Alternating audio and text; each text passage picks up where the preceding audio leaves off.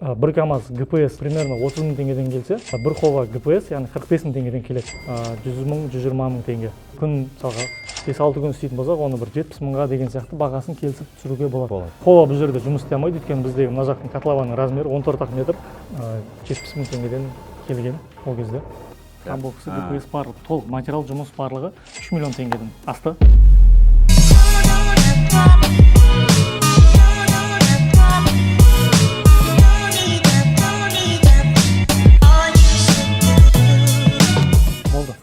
Бастап біз бастайық.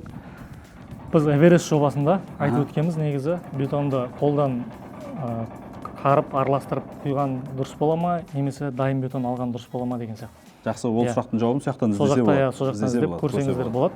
Біз бұл жерде тағы заводтан дайын бетонды алып құйдық. Бірінші жаңағыдай марка 100 подбетонка құйылған бетон.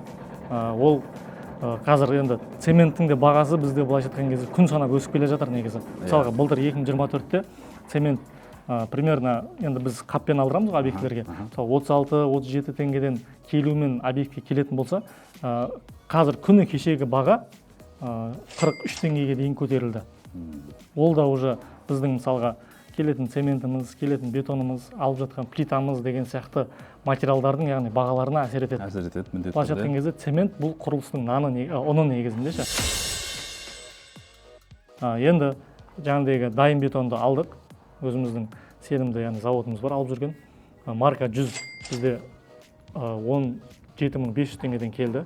Ол подбетонка. Подбетонка, марка 100-іміз. Одан кейін марка 250 22 мың теңгеден куб алынды. Ол бізге подушкамен, яғни ленточный фундаментімізге алынған бетон. Одан кейін арматура. Арматураға асықпайық. Еңбек ақысы. Еңбек ақысына бір тоқталып кетейік. Бізде қазір именно осы жобада құйылған бағамыз кубы 9 мың теңгеден, яғни бір куб бетон 9 мың теңгеден. Кейбір жерлерде, яғни бізде местный бригадалар бар, яғни апалықсымен бірге келіп, яғни объектілерде құйып жатқан. Оны енді бір есептеп қарау керек. Егер сіз үйіңізді толық жаңағыдай крышасын жабам, одан кейін жаңағы қос блогым бар, басқа строениялар бар болатын болса, желательно негізі ағашты өзіңіз сатып алып, кейін оны қолданған дұрыс болады.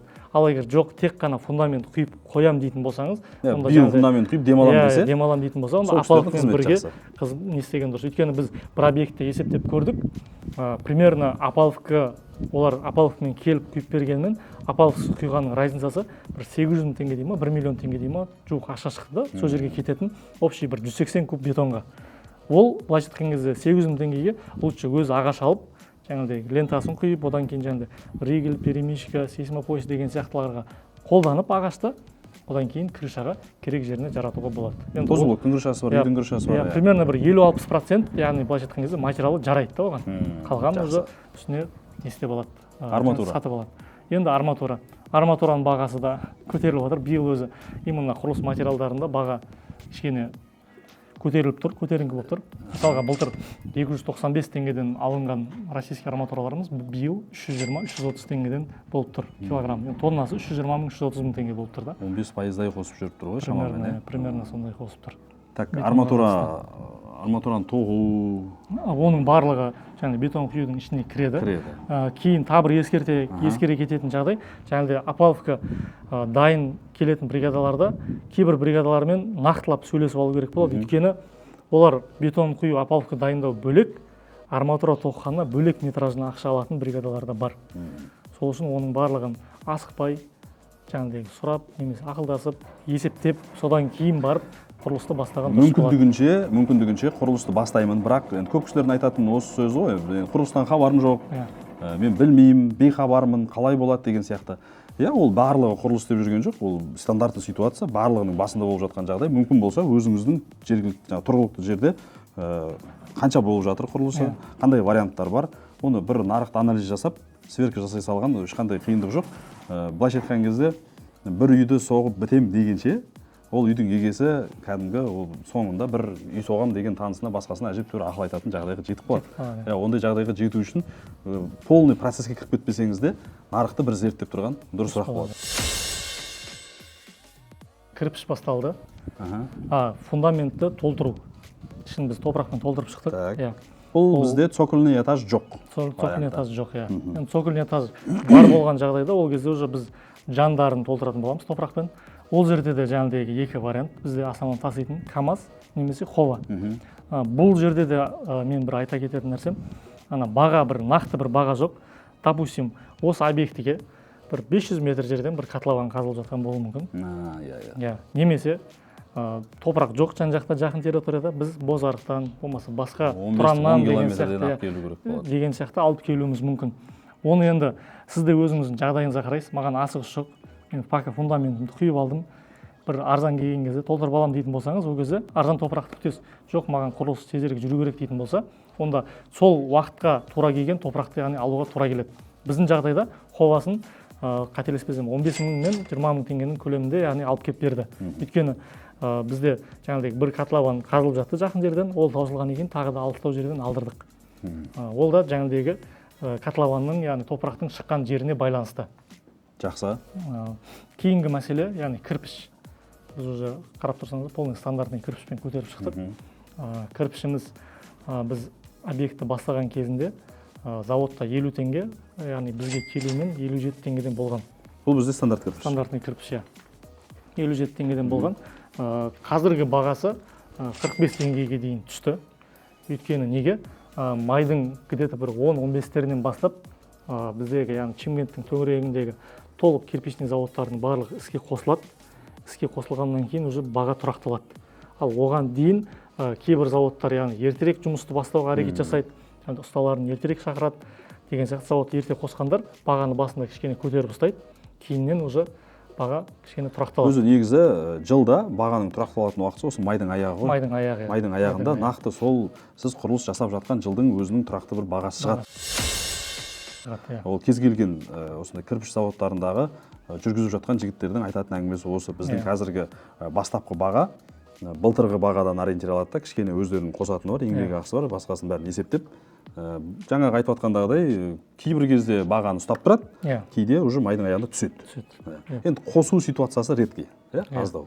Ол енді сұранысқа байланысты ғой. Былайша айтқан кезде кейбір қателеспесем 2021-де ма бір мынандай жағдай болған. Кейбір заводтар қосыламай қалған. Одан кейін мына жақта спрос көп, яғни баға сәл биіктеген деген сияқты. Кейбір жылдары мысалға көп заводтар жұмысқа қосылып, кейбір заводтар дополнительный пеш қосып деген сияқты баға нарықта әжептәуір түсіп кеткен кездерде болған. Оны енді сол жылғы былайша айтқан кезде құрылыстың қарқынына байланысты баға өзгеріп отырады. Бұл деген сөз құрылысты сіз бастайтын жылы барлық заводтар іске қосылсын деп дұға етіп қойсаңыз, сіздің кірпішіңіздің бағасы түседі деген сөз. Қыстың уақытысында именно кирпичный заводтар предоплата қабылдайды. Ол да бар, Ол да бар, ол нәрсені біз основном таныс арқылы негізі сондай заводтарда болса, солай ұсыныс жасаймыз да негізі. Таныс болса ғана предоплата беріп алыңыздар деген сияқты. Ол деген сөз сізге керек уақытта, сізге керек айда, сізге керек күнде кірпішіңіз сол күні келеді деген гарантия жоқ. Гарантия жоқ негізі. Одан кейін, бірақ егер жаңылдегі уақытты алатын болса, уже примерно бір 2 есе болмаса да бір 1,5 есе кішкене төмендеу бағадан алуға болады. Кірпішке байланысты осы. Біз бұл жерде сложный раствор істедік. Бұл жерде келген, яғни кладканың құмы бар, одан кейін цемент бар. Цементті жаңылда айтып өттік. Біз басында 40 теңгеден алған болсақ, 1 килограмм цементті да, яғни келуімен бірге. Біз бір алған кезде, мысалы газельмен 4 тонна немесе 5 тонна қылып бөліп алдырып тұрамыз. Оның екінші тағы бір вариант бар. Егер сізде үлкендеу объект болатын болса, болмаса коммерческий помещение болатын болса, цемзаводпен келісіп, прямой, яғни 1 тонналық үлкен қаптар болады. Яғни солмен, шаландымен алдыратын болсаңыз, ол кезде сізге әлде қайда арзан түсуі мүмкін. Үлкен көлемде алынасыз, мысалы бір алған кезде, примерно бір 20 тонна деген сияқты. Солай алуға болады. Ол да бір кішкене эконом жасауға бір мүмкіндік береді. Яғни біз кірпіштің жаңылдегі растворын айттық, цементтің бағасын айттық. Кірпіштің қалау бағасы қанша құрылысшылардың? Қалау бағасы біз бұл объектте 28-ден келіскенбіз. Негізі қазір нарықта 28 бен 35 теңгеге дейін бағалар бар. Біздің Эверест жобамыз болсын, Vertex жобамыз болсын, комментариялардан біз байқадық. Сіздерде кірпіштің кладкасында вертикальный шов бар ма деген сұрақтар қойылыпты. Негізі жаңағы Рәкең айтып кеткен баға осы вертикальный шовтың болу болмауына да байланысты болады. Бұл жерде ол сіздің құрылысшылардың біріншіден уақыты, уақыт процесс созылады. Екіншіден өзіңіздің де материалға байланысты шығын қосылады. Ол деген сөз вертикальный шов деген сөз, мынау қазір горизонтальный шовтарды көріп тұрмыз. Мыналардың арасында неге раствор жоқ? Осы сұраққа қатысты бір кішкене тоқталып өтейікші. Неге біз ол почти 98% құрылыстарда ол көрінбейді ол, ол процесс, ол технология сақталмайды. Ол деген сөз бір глобальный үйге бір шығын алып, бір зиянын тигізеді деген сөз емес. Бірақ прям кітап бойынша істеймін, норма бойынша істеймін десең, ол жасалған дұрыс болады. Ол уже құрылысшылардың қызмет ақысы қосылады и плюс материал. Яғни алып қосатын нәрсе бар ма? ұсталарға жаңағыдей растворды, горизонтальный шовқа растворды жайып өріп кеткен негізі тез болады. Бірақ мынаны істететін болса, кішкене уақытын ұстайды. Бірақ егер бағаны келістіріп беретін болса, онда істетуге болады негізінде. Ол кірпіштің жаңағыдай айтқан мысалы 28-30 теңгеге уже тағы да 5-6 теңге бір кірпішке қосылуы мүмкін. Мынау кладканың арасындағы тұрған біздегі сеткалар тұр ғой, кладочный сеткалар. Бұны не үшін тастаймыз, не пайдасы бар деген сияқты сұрақты біз толық Эверест жобасында айтып кеткенбіз. Бұл сұраққа біз толық тоқталдық, бұл тақырыпты аштық. Бағасына қатысты да айтып кетейік те, осы сеткаға қатысты да енді осы общий шығын осы кішкентай суммалардан құралады ғой. Так, бұның бағасы біріншіден толщинасына байланысты. Біз сатып тастап отқан сетканың, одан кейін ячейкасына байланысты. Біз 10-ға 10 төрттік толщинадағы сеткаларды қолданып жатырмыз. Бұның бағасы 1200 теңге бір сетка 3 квадраттық. 1200 теңге. Бұл жерде мысалға 3-тік болуы мүмкін, болмаса 12-ге 12 ячейкамен, 15-ге 15 ячейкамен деген сияқты соларға байланысты баға өзгере береді.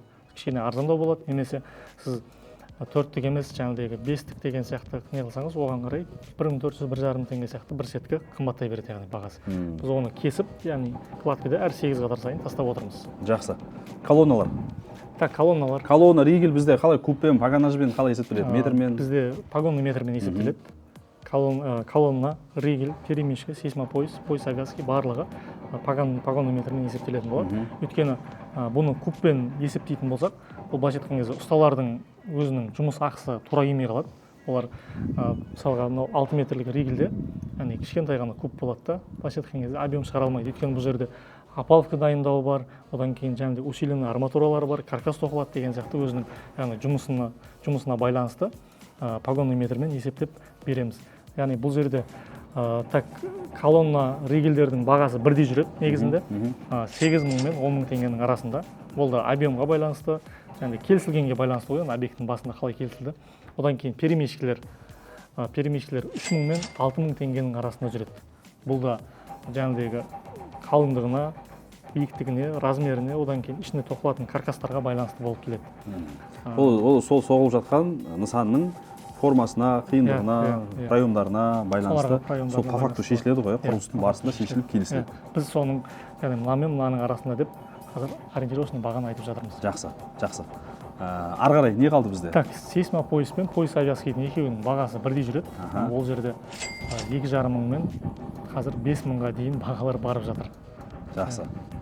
Одан кейін плита төседік біз. Одан кейін плита төседік. Енді плитаның бірінші өзінің бағасына тоқталып өтейік. Бізде алдыңғы Эверест жобасына қойылғандай, яғни советский методпен құйылған плиталар, яғни арматура деген сияқты үстінде сеткасы бар. Бұның плитаның өзінің бағасы квадратына 8.000 мен 8.500 теңгенің арасы. Плитаның өзінің бағасы да бізде айтып өттік, ана жерде бізде общий плита примерно 1,5 миллион суммаға барды. 1,2 миллионға барды. Жалпы шығын. Одан кейін плитаның өзінің монтаж жұмыстары бар. Ол ұсталарға берілетін ақша бар, одан бөлек кранның ақысы бар. Ұсталарға берілетін ақша штугына, яғни бұл штукпен есептеледі. Плитаның бағасы 2.000-2,5 теңгеден, ал крановойдың, яғни монтаж жасап берген бағасы ол 2.500, 3.000, 3.500 теңге плитаның санына байланысты. Егер үлкен объемдағы плиталарды қоятын болсаңыз, мысалы 50-60 плита, 100 плита деген сияқты, оны уже примерно 2.000, 2.500 теңгеден қойдыруға болады. Количество, яғни саны көбейген сайын бағасы түседі. Бағасы түседі. Сосын жаңағы Рәкең айтып кеткен, біз Эверест жобасында деген сөзіне қатысты толықтырып кетейін. Бұл плитаға қатысты да қойылатын сұрақтардың барлығын сол жерде ашқанбыз. Кейбір плита дұрыс па, қай плита дұрыс, ішінде грушообразный болады, домалақ болады, тесіктері, ол жаңағындай қалай қойылады, қалай құйылады. Технологиясына қатысты ақпаратты сол жерде толықтырғанбыз. Сол жерден көрсеңіздер болады. Біз енді бір қайталап айтқан нәрсені қайта-қайта ара-бекітті айтпайын деп, толық жаңағыдегі тек ссылка беріп отырсақ, жаңа информациямен максимально бөлісуге тырысып жатырмыз. Біз мысалға Эверест жобасында бағаға қатысты ешқандай ақпарат бермедік. Сол себепті ол жерде жаңа бізде ең бастысы сол Инстаграм мен ТикТоктан түсті, қателеспесем, бағаға қатысты толықтырып кетсеңіздер деген комментарийға. Осы сіздердің сұраныстарыңызға қатысты біз бүгінгі серияда сол ақпаратты толықтырып жатырмыз. Бұл деген сөз, сіз көріп отқан кезде міндетті түрде ойыңызды бір сұрақ мазалап жатса, болмаса осы тақырыпты тоқтамадыңыздар, осы бағаны айтпадыңыздар, болмаса менің ситуациямда осындай болған деген сияқты бір өзіңіздің іштен процестің кезінде болған сұрақтарды міндетті түрде жазыңыз. Біз оған тоқталамыз, біз оны барынша ашамыз. Бұл объектте болмаса да, бұл серияда болмаса да, келесі серияда міндетті түрде тоқталамыз. Оған дәлел бүгінгі серия. Бүгінгі серия. Так, онда плитаға дейінгі кеткен шығын тағы бір толықтырсақ. Так, мен қазір бір нәрсені қосып өте салайын. Бізде плитадан бөлек, яғни жаңа айтқан монолитный участоктеріміз бар. Монолитный участок. Монолитный участок бар. Бұның біз негізі келтірілген баға квадратына где-то 5.000 мен 10.000 арасында болады негізі. Бұл да енді объемға байланысты өзгеріп отырады. Одан кейін тағы бір ескерте кететін жағдай, біз именно монолитный участоктерге кішкене объем үлкен болғаннан кейін сейсмопояспен бірге жаңағыдай плиталардың шовтарына барлығын, яғни опалубканың барлығын дайындап алып, яғни бетононасоспен алдырдық бетонды, яғни дайын бетон алдырдық. Біз кейбір жағдайларда материалды шығарып, мысалға щебень, песок, цемент деген сияқты соны шығарып, араластырып құйсақта болады. Бірақ біз енді расходтарын примерно есептеп көрдік. Былай қарайтын болсақ, біздің бетононасосымыз 100.000 теңгеге келіп отыр. Яғни жаңағыдай общий 22 куб бетон кетті бізде. Біз егер материал шығаратын болсақ, 22 кубқа примерно жаңағыдай 3 КАМАЗ материалымыз бар, цементіміз бар, кругом-бегом плюс-минус, яғни 100.000 теңгеге, яғни кранның ақысы төленейін деп тұр ол жерде. И тем более балдар қолмен араластырады, ол да бір уақыт ұстаған үшін біз дайын бетон алдырдық, және де монолитный участоктерімізге 350 марканы зауыттан заказ беріп құйдырып шықтық. Жұмыс жағы бар, шығын жағы бар, уақыт жағы бар, бәрін ескере келе бізге сол тиімді екен. Оны да өздеріңіздің құрылыс барысында есептеп көріп шешім қабылдаған дұрыс болады. Бізде жалпы құрылыс жүргізіп жатқан кезде міндетті түрде барлық шығындар, материалдың шығыны қай жақтан алып жатыр, қанша теңгеге алып жатыр, қай ұстамен қанша теңгеге келістік, барлығы толық көрсетіліп тапсырыс берушіге ұсынылатын болады. Ол кісі өзі нарықпен салыстырса болады. Ол кісі жаңағындай құрылыс біткеннен кейін бір қарайды, немесе құрылыс басталғанға дейін осы бір ақылдасу барысында мүмкін айтуы мүмкін. Бізде ағам бар, танысым бар, досым бар, кірпішті мен содан алсам, сендер алып жатқан бағадан 5 теңгеге қарсын аламын деген сияқты. Біз ол деген сөз тапсырыс берушінің қалтасына тиімді болатын вариантқа всегда әркез навстречу деген қазақша не? Әркез тапсырыс берушінің ыңғайына қарап, міндетті түрде бұның бәрі ақылдасып шешілетін дүние болады. Примерно 20 миллион. Шамамен 20 миллион шығын бізде бірінші қабатты бітіріп, плита жабын жауып болғаннан кейінгі шыққан шығын. Біз қазір осы келіп тұрған процеске дейінгі ақпараттармен бөлістік, материал, құны, бағасы деген сияқты. Енді біздегі ары қарай болатын жұмыстар бар. Біз қалған ақпараттарды жабын жауып болғаннан кейін толықтырамыз ба? Бір толықтырып өтетін боламыз. Соған дейін өздеріңіздің сұрақтарыңызды қойып қалсаңыздар болады. Қай материал, болмаса қай қызмет ақы сізді қызықтырып жатыр, бағасын нақтылағым келеді деген сияқты комментарий жазып кетіңіз. Міндетті түрде сол серияда оған толықтырамыз. Соған қатысты да құрылыс кезінде ескеретін дүниелер болса, оны да айтып кететін боламыз. Онда болды ма бүгінгі? Бүгінге болды. Бүгінге ақпарат жеткілікті деп ойлаймын. Пайдалы болған болса, міндетті түрде лайк басып, комментарий жазып, подписация етіп, қолдап міндетті түрде. Өйткені біз байқап жатырмыз анау. Көп серияларда ақпаратпен бөлсеміз басқа болады, эмоциямен тарс еткізіп, информациялармен сіздермен осындай құрылыстың барысын, басқасын бәрін айтамыз да, ең керек нәрсені айтпайды екенбіз. Оны сіздер көрмей тұрған камераның ар жағында жұмыс жасап жатқан үлкен команда бізге міндетті түрде ескертеді. Осы нәрсені айтуды ұмытпаңыздаршы деп. Сол үшін осы дүниені ұмытпай міндетті түрде бізге қолдау білдіріп отыруды сұранамыз. Ол үшін сіздердің осы әрекеттеріңіз бізге үлкен шабыт береді. Іске сәт онда кеттік.